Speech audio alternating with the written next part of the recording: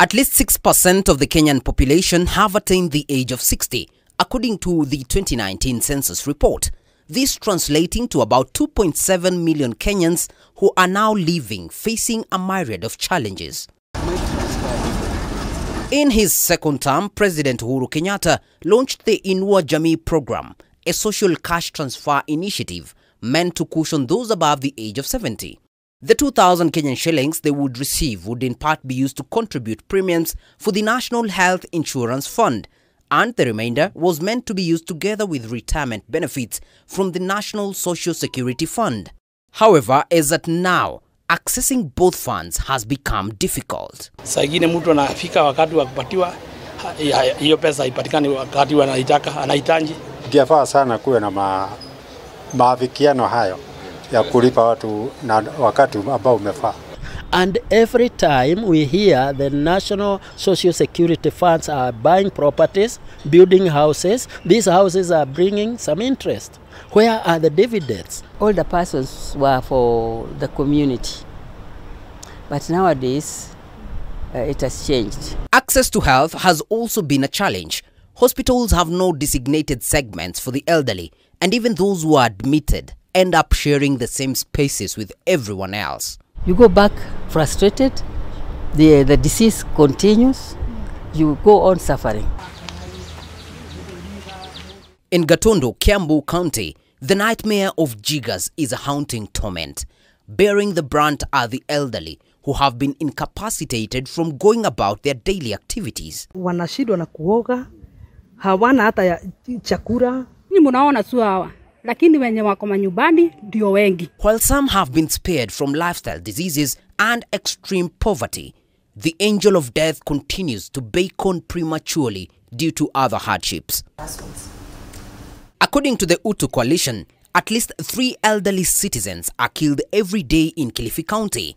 The grounds for the mob justice and lynching being accusations of association with witchcraft, with or without an iota of evidence. Ilianzia saa 1 ya usiku kutusiwa na kutukanwa. Niliona watu wanakuja mbio, kaingia ndani ya nyumba, mimi pamoja na bibi yangu tukafunga mlango. Bimkala Chitipwa survived by a whisker a few weeks ago, and now he lives in fear for his life.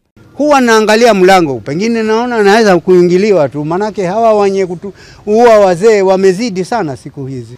On 17th October 2021, in Mirani, Kisii County, 4 elderly women were viciously attacked by an angry mob before being publicly stripped and lynched in a horrific execution for allegedly being witches.